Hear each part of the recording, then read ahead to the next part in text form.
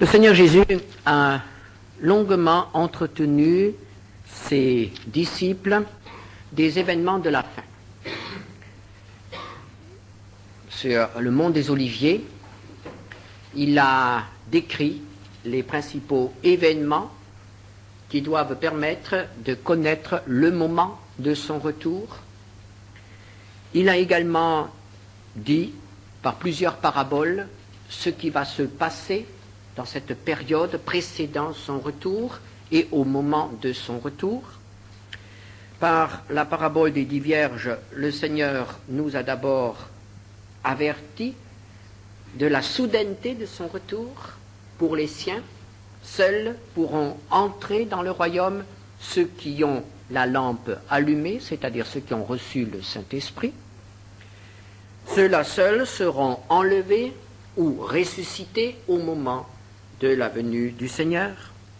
Puis, par la parabole des talents, le Seigneur nous dit que nous aurons à rendre compte de ce qu'il nous a donné et de la manière dont nous avons géré ces biens, ces dons. Nous aurons à rendre compte au Maître si notre vie a porté du fruit ou non. Et enfin, en parlant du jugement des nations, le Seigneur a établi les conditions qui permettront la sélection des candidats au royaume, au règne de Jésus sur la terre, pour les non-juifs et les non-chrétiens, c'est-à-dire ceux qui échapperont aux différents cataclysmes, fléaux, aux persécutions, aux guerres et tout ce qui est annoncé pour la fin des temps. Il y aura encore des hommes sur la terre après l'Apocalypse et le Seigneur dit quels sont parmi ces hommes ceux qui pourront entrer dans le royaume, les autres étant rejetés. Et nous avons vu dimanche dernier que la grande loi, le critère, ce qui sera déterminant, ce sera la miséricorde. Heureux les miséricordieux. Heureux ceux qui ont été généreux. Heureux ceux qui ont eu un geste d'amour et qui ne se sont pas laissés gagner par la dureté de cœur et l'égoïsme qui caractérisera les générations de la fin. Chacun pour soi, c'est le mot d'ordre aujourd'hui. Eh bien non, avec ce mot d'ordre, aucun espoir d'entrer dans le royaume de Dieu.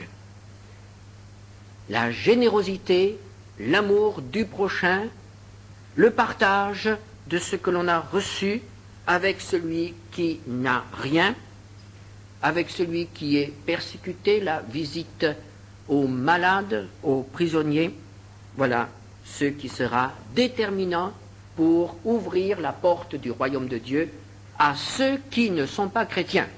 Je dis bien, il ne s'agit pas d'un salut par les œuvres, il s'agit de participer au royaume sur la terre, c'est-à-dire de pouvoir continuer à vivre sur cette terre quand Jésus sera de retour. Donc le Seigneur a longuement parlé de son retour et de tout ce qui se passera au moment de son retour. Et maintenant, il s'apprête à livrer le plus grand combat de l'histoire de l'humanité. Le combat dont l'issue déterminera la destinée des hommes, notre salut. Jésus est venu, le Fils de Dieu est venu, il est devenu homme, non seulement pour faire des miracles, non seulement pour parler, non seulement pour enseigner, mais surtout pour mourir. Il est venu pour mourir.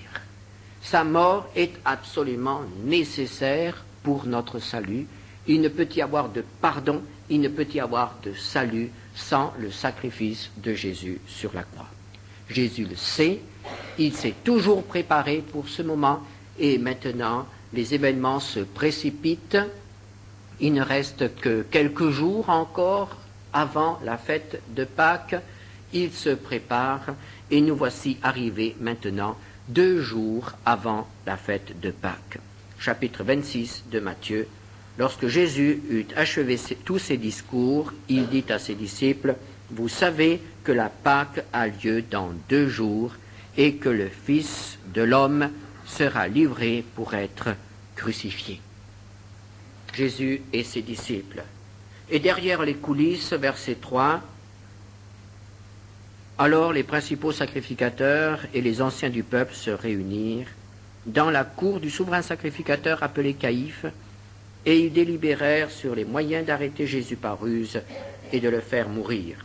Mais ils dirent que ce ne soit pas pendant la fête, afin qu'il n'y ait pas de tumulte parmi le peuple. » Ces hommes pensaient avoir tout en main, ils pensaient être les maîtres des événements. En réalité, tout se réalisera selon le plan de Dieu. Jésus dit, « Pour moi, maintenant, l'heure est venue, je vais mourir. » Et c'est alors que se produisent quelques événements que l'Église a retenus et qui sont riches en enseignements et que nous voulons méditer ensemble ce matin. Matthieu 26, versets 6 à 13. Comme Jésus était à Béthanie dans la maison de Simon le lépreux, une femme s'approcha de lui tenant un vase d'albâtre qui renfermait un parfum de grand prix. Et pendant qu'il était à table, elle répandit le parfum sur sa tête. Les disciples, voyant cela, s'indignèrent et dirent, « À quoi bon cette perte? On aurait pu vendre ce parfum très cher et en donner le prix aux pauvres. » Jésus, s'en étant aperçu, leur dit, « Pourquoi faites-vous de la peine à cette femme? Elle a fait une bonne action à mon égard, car vous avez toujours les pauvres avec vous, mais vous ne m'avez pas toujours. En répandant ce parfum sur mon corps, elle a fait pour ma sépulture. Je vous le dis en vérité, partout où cette bonne nouvelle sera prêchée dans le monde entier, on racontera aussi en mémoire de cette femme ce qu'elle a fait. » C'est un ordre du Seigneur. Racontez ce qu'a fait cette femme. C'est ce que nous allons faire ce matin. Racontez ce qu'a fait cette femme. Qu'a-t-elle donc fait? Elle a fait quelque chose qui a été infiniment précieux pour le cœur du Seigneur Jésus. Elle est venue avec un vase de parfum et a répandu ce parfum sur la tête de Jésus.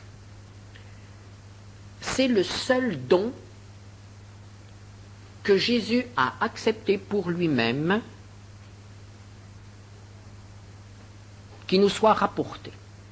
Peut-être que Jésus a eu d'autres dons, mais c'est le seul don qui nous soit rapporté. Ce geste de cette femme, Jésus accepte quelque chose pour lui-même. Jusqu'à présent, il a toujours donné. Et il s'est donné, il a donné, il a tout donné. Tout son ministère, toute sa vie a été pour les autres. Et voici un moment, ce soir-là, pendant le repas, voici qu'il reçoit quelque chose. Voici que quelqu'un pense à lui faire un don, à lui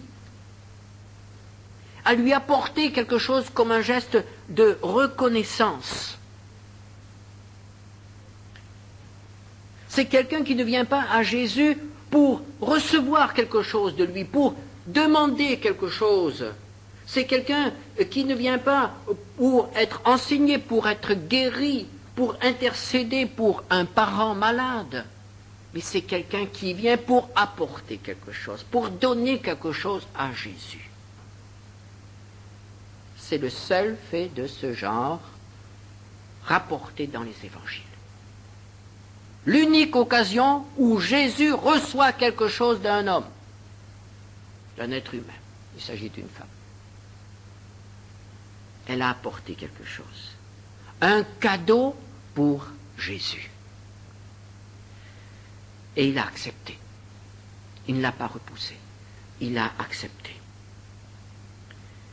C'était un vase rempli de parfum. En quelque sorte, c'était une onction. À cette époque-là, on oignait un roi, le souverain sacrificateur, ou encore un prophète. Mais Jésus n'a pas été oint par cette femme pour la royauté, pour le sacerdoce ou encore pour la fonction de prophète. Cela a eu lieu au moment de son baptême, lorsque le Saint-Esprit est descendu sur lui. Cela a été l'onction. L'onction pour le ministère, l'onction pour le service, pour la royauté. Non, l'onction qu'il reçoit ici, et c'est ainsi qu'il le perçoit, l'onction qu'il reçoit ici, c'est l'onction pour la mort, en vue de la mort. Et il le dit. C'est en vue de ma sépulture. On lui apporte quelque chose qui est en relation avec sa mort dans 2 jours. Et c'est un signe de la part du Père. Tu vas mourir. Voici l'onction, voici les parfums.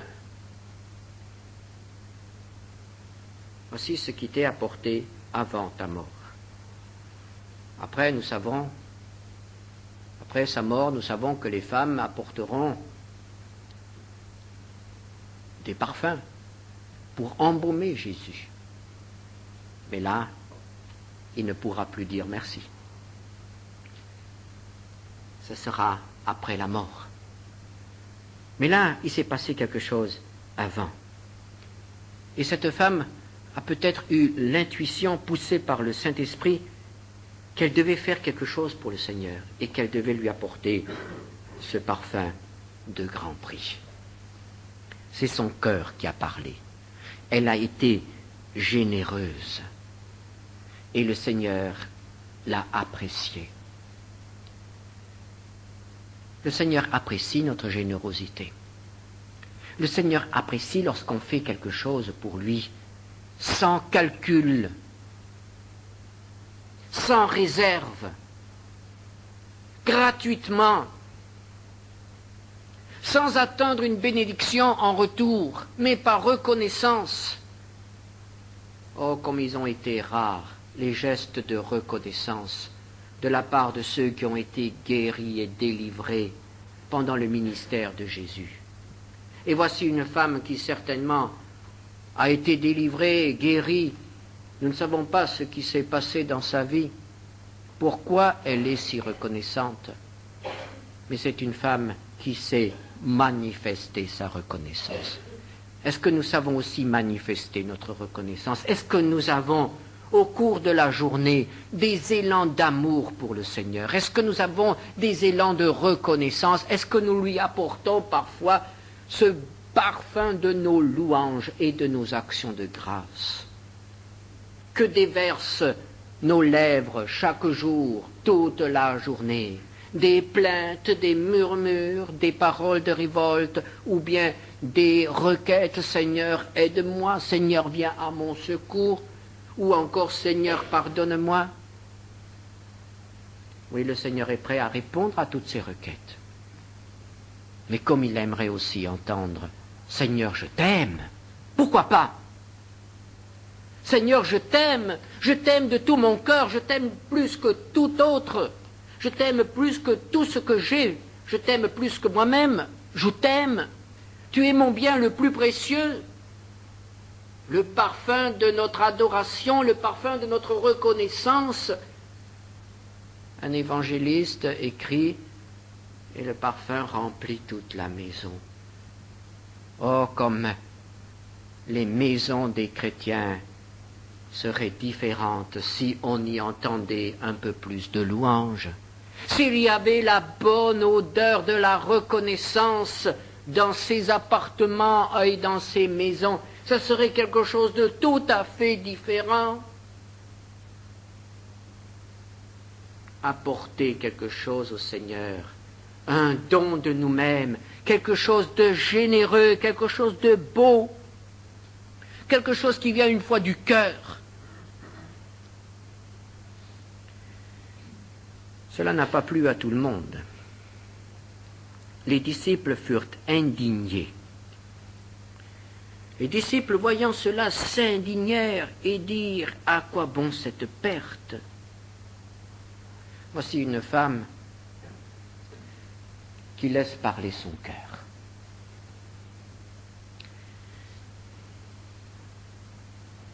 et tout le cercle des disciples qui s'indignent.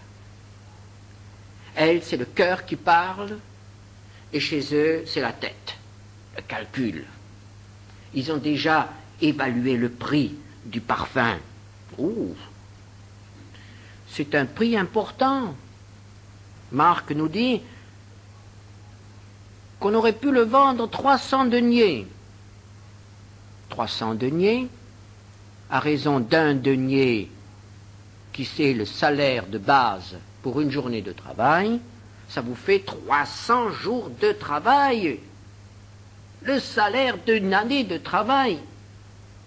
Ou bien encore, lorsqu'il s'agissait de nourrir les 5000 hommes, les disciples vinrent vers Jésus et dirent « 200 deniers ne suffiraient pas.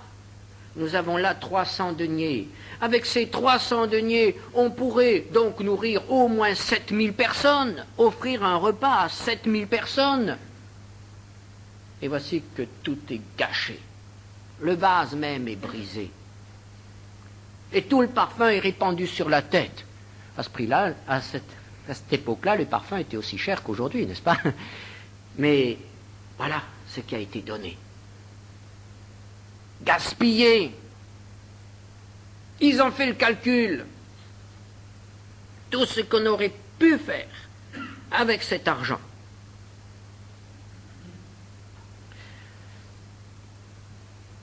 Et Jésus ne leur donne pas raison. Jésus accepte ce gaspillage. Jésus l'accepte comme un témoignage d'amour, comme un témoignage de reconnaissance.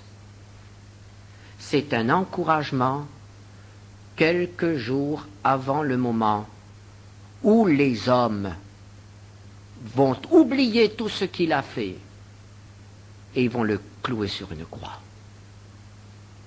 Ce petit quelque chose, pour lui, est un encouragement qu'il apprécie énormément. N'oublions pas que Jésus était le Fils de Dieu devenu homme. Il était parfaitement homme. Il avait aussi des sentiments d'homme. Il éprouvait aussi le besoin d'être aimé. Un geste de reconnaissance lui faisait aussi plaisir. Il n'était pas un esprit absolument inaccessible aux sentiments des hommes. Mais non, il était parfaitement homme. Et sachant tout ce qu'il allait endurer dans quelques heures, cela a été comme un baume pour son cœur de recevoir ce petit geste de reconnaissance. Il l'a accepté. Il l'a accepté comme des prémices de la reconnaissance et des actions de grâce de l'humanité qui va être rachetée. Après 3 années de travail, quelqu'un pense à lui faire plaisir.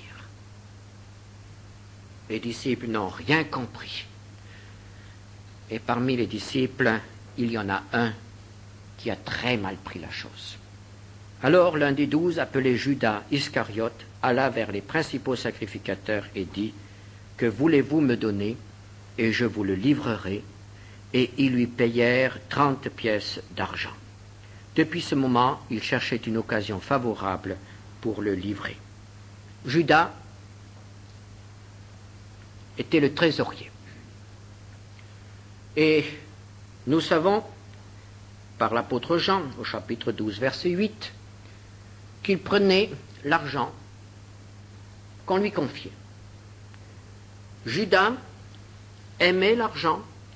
Il était un trésorier malhonnête. Il était voleur. Il trahissait la confiance des disciples. Pourquoi Jésus lui a-t-il confié la caisse? Nous n'en savons rien. Mais Jésus savait qu'il était voleur et Jésus savait qu'il allait le trahir. Et malgré cela, il l'a laissé faire. Et cet incident, ce gaspillage, a poussé Judas a rejeté Jésus. Il n'a pas pu accepter, il n'a pas pu comprendre cela. Il avait certainement dans son cœur déjà le dessein de le livrer. Il avait déjà fait son petit calcul. Mais il semble que nous ayons là l'incident qui fait basculer Judas. Et il va donc trouver les sacrificateurs et leur propose de leur livrer Jésus pour de l'argent. Avez-vous remarqué le prix? 30 pièces d'argent. Là, une femme vient de gaspiller 300 pièces d'argent par amour pour le Seigneur. Et là, un homme qui pendant 3 ans a été l'un des plus proches du Seigneur est prêt à le livrer pour 30 pièces d'argent, 10 fois moins. Livrer son maître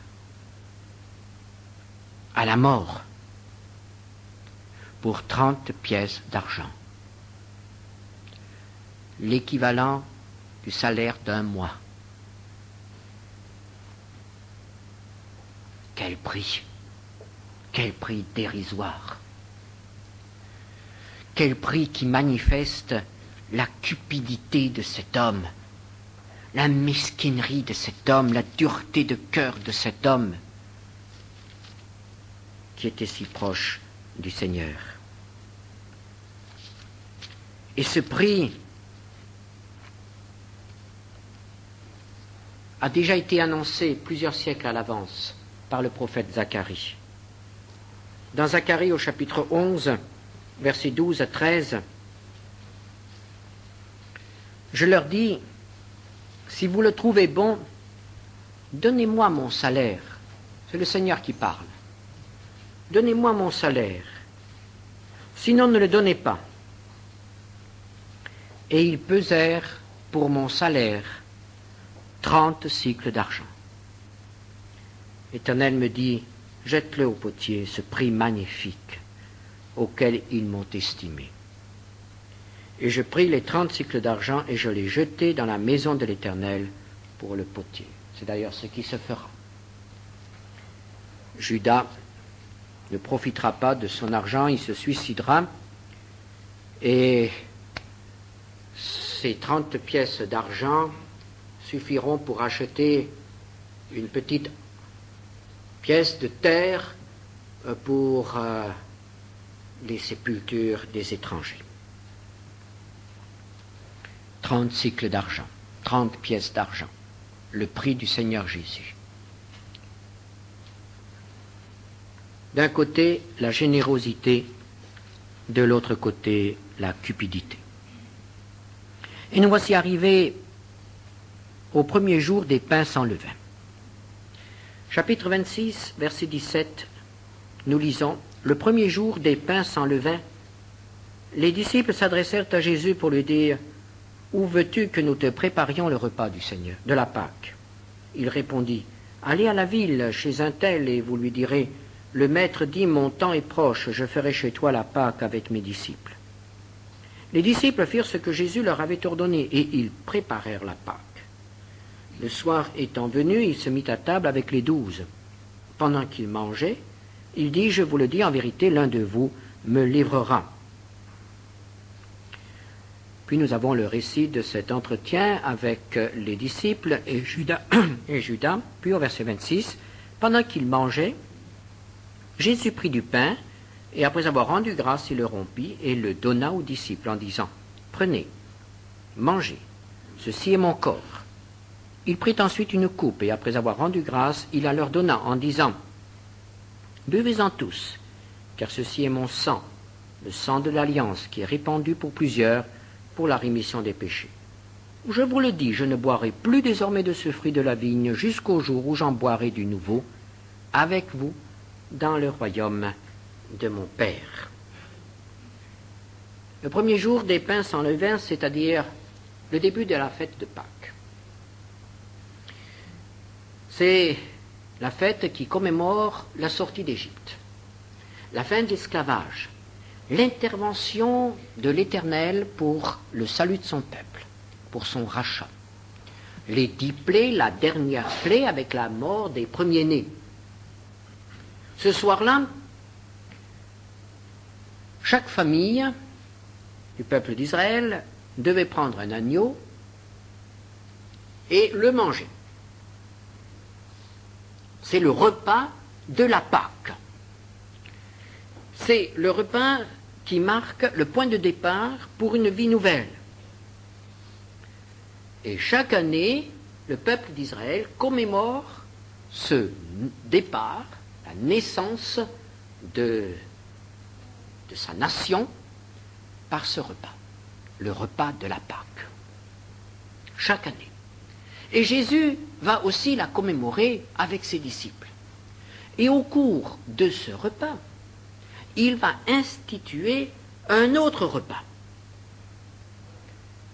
Avant de les quitter, il leur dit « J'ai vivement désiré manger cette Pâque avec vous, car je ne boirai plus de ce vin, je ne mangerai plus de ce pain, je ne mangerai plus avec vous jusque dans le royaume de mon Père. » Cette Pâque sera un jour réalisée, accomplie dans le royaume de Dieu. Ce sera aussi une grande délivrance. Et alors le Seigneur institue la Sainte Seine. Il prend le pain et il prend le vin. Un repas a été institué pour marquer la délivrance du peuple d'Israël de l'esclavage d'Égypte. Et un repas, un tout petit repas, sera institué pour marquer pour commémorer la mort de Jésus et le salut des hommes. Le début de l'Église. C'est le repas du Seigneur que nous célébrons chaque matin, chaque dimanche matin. Et nous prenons ce pain et nous prenons cette coupe, en souvenir du corps de Jésus, en souvenir aussi du sang de Jésus qui a été répandu, comme le repas de Pâques. Mais une délivrance bien plus grande que celle que connut le peuple d'Israël en Égypte. Et alors le Seigneur leur dit, « J'en boirai du nouveau avec vous dans le royaume de mon Père. » Les disciples sont réunis autour du Seigneur dans la chambre haute. Tout est calme. La nuit est déjà bien avancée. Judas est sorti. Jésus leur a parlé, leur a donné toutes les instructions. Et il leur dit maintenant, je vous donne un rendez-vous. Nous nous retrouverons dans le royaume du Père. Ce royaume dont je vous ai parlé, nous nous y retrouverons ensemble pour le grand festin dont nous parle le livre de l'Apocalypse. Et il ne faut jamais oublier cela lorsque nous participons au repas du Seigneur. C'est l'engagement de la part du Seigneur de nous accueillir dans son royaume. Et c'est la raison pour laquelle nous devons toujours nous préparer pour ce repas. Nous ne pouvons pas tout simplement venir pour participer à la Sainte Seine comme on participe au repas de la cantine. C'est quelque chose de tout à fait différent. C'est un rendez-vous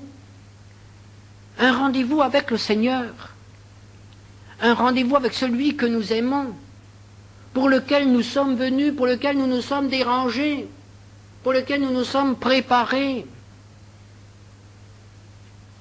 Ça ne peut pas être quelque chose qui est habituel. C'est quelque chose que l'on prépare soigneusement, même si tous les dimanches, nous participons au repas du Seigneur. C'est comme si on était au premier soir, avec les disciples, avec Jésus dans la chambre haute.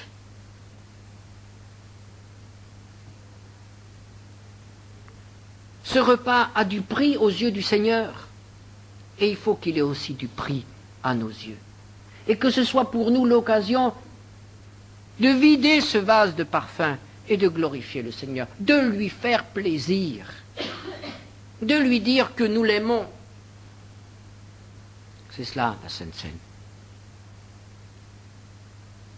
Et c'est pourquoi nous devons nous préparer avec le plus grand soin pour ce moment particulièrement béni de notre semaine, le moment où nous rencontrons Dieu. Pas dans ce que nous prenons, il n'est pas dans le pain, il n'est pas dans le vin, mais il est là, avec nous. Et cela doit se sentir dans la salle. Il doit y avoir un recueillement, il doit y avoir un esprit d'adoration.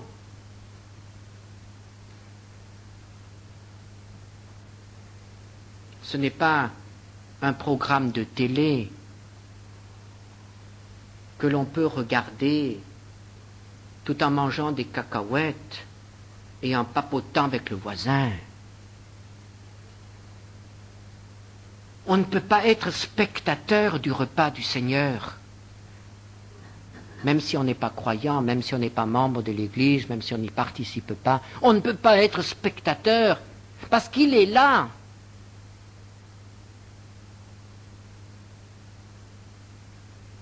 Et il est le souverain de l'univers.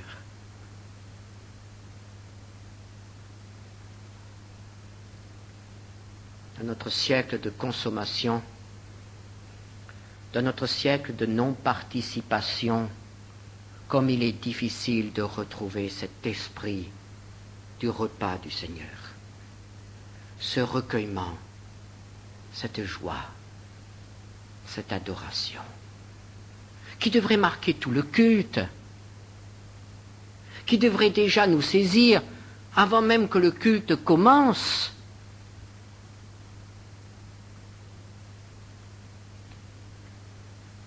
Rencontrer le Seigneur et lui dire simplement: oui, je suis de nouveau au rendez-vous ce matin, et avec ta grâce je serai au rendez-vous que tu as fixé pour le grand jour. C'est cela, le culte.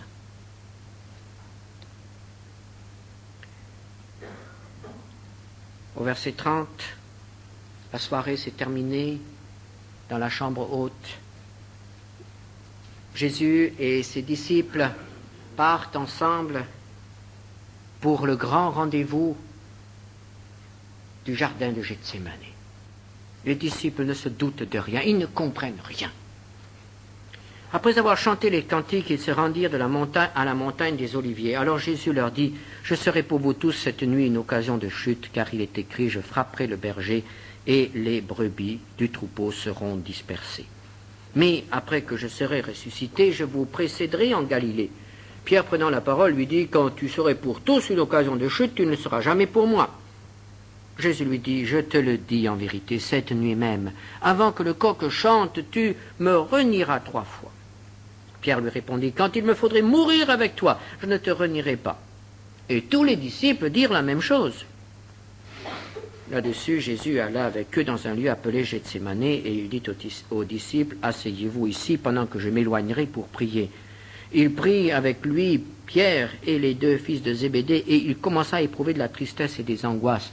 Il leur dit alors: mon âme est triste jusqu'à la mort, restez ici et veillez avec moi. Puis, ayant fait quelques pas en avant, il se jeta sur sa face et pria ainsi: mon Père, s'il est possible que cette coupe s'éloigne de moi, toutefois non pas ce que je veux, mais ce que tu veux. Et il vint vers les disciples qu'il trouva endormis, et il dit à Pierre: vous n'avez donc pu veiller 1 heure avec moi? Veillez et priez, afin que vous ne tombiez pas dans la tentation. L'esprit est bien disposé, mais la chair est faible. Il s'éloigna une seconde fois et pria ainsi: mon Père, s'il n'est pas possible que cette coupe s'éloigne sans que je la boive, que ta volonté soit faite. Il revint et les trouva encore endormis, car leurs yeux étaient appesantis. Il les quitta et s'éloignant, il pria pour la 3e fois, répétant les mêmes paroles. La coupe. Tout d'abord, Jésus demande au Père, « Père, s'il est possible, que cette coupe s'éloigne de moi. » C'est l'heure la plus difficile dans la vie de Jésus. Nous pensons souvent que c'est l'interrogatoire, le jugement ou la crucifixion. Non, c'est à Gethsémani qu'a été livré le grand combat. Le reste, c'est le résultat de ce combat. Cette nuit-là, Jésus pouvait dire au Père, « Non, je ne peux pas, ou je ne veux pas. » Et c'est ce combat, parce que Jésus était libre. Il pouvait dire non. En tant qu'homme, il pouvait dire non.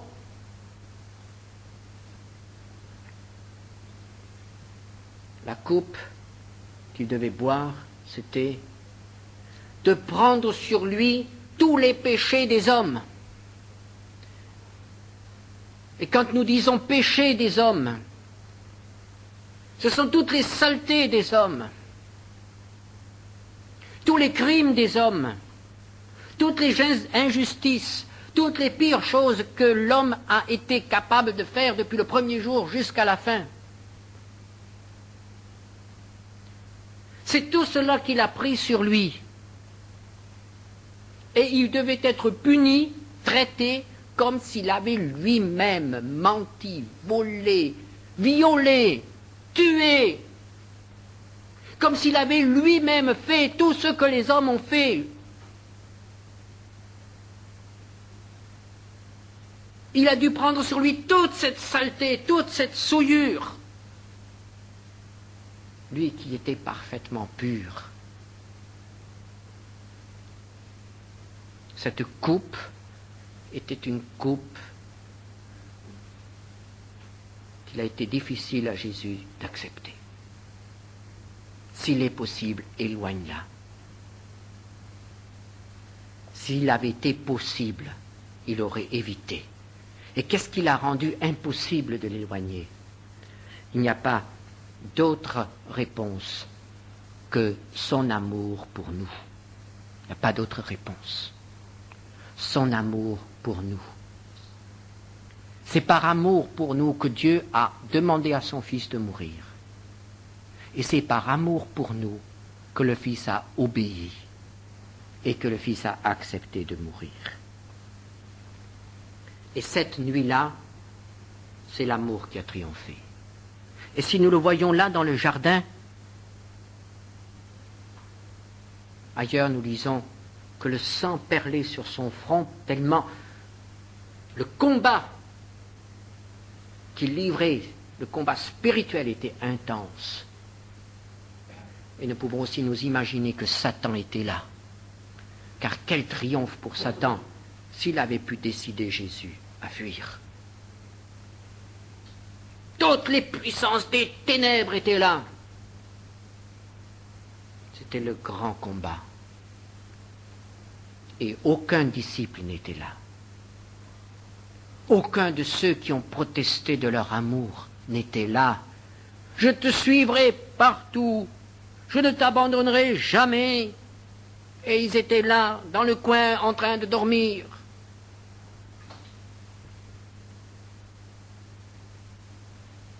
C'était un combat solitaire. Et lorsqu'il est arrêté, nous lisons verset 56, « Alors tous les disciples l'abandonnèrent et prirent la fuite. » Ce chemin-là, Jésus l'a parcouru tout seul. Personne ne l'a aidé. Personne ne l'a réconforté. Il y a juste eu ce geste d'une femme qui a apporté du parfum et qui a réconforté le cœur de Jésus. Et nous voyons pourquoi il fallait que cette histoire soit gardée et racontée. Et il faut continuer à la raconter, cette histoire de la femme qui a apporté le parfum de grand prix en signe d'amour pour Jésus. parce que cela a quelque chose à nous dire, à nous apprendre. Est-ce que nous ne voulons pas, nous aussi, ce matin, apporter quelque chose au Seigneur? Apporter quelque chose au Seigneur qui lui fera plaisir. Prions ensemble. Seigneur notre Dieu, nous voulons te dire que nous sommes confondus devant tant d'amour de ta part pour nous. Mais nous sommes aussi, Seigneur, effrayés de voir à quel point notre cœur peut rester insensible. Notre cœur peut rester dur, tellement rempli de nos propres préoccupations, tellement rempli de nous-mêmes, tellement sec, tellement habitué à ces paroles que nous avons lues ensemble, ces choses que nous avons entendues, qu'elles ne peuvent même plus nous émouvoir. Seigneur notre Dieu, nous avons besoin que tu nous visites tout à nouveau et que tu nous apprennes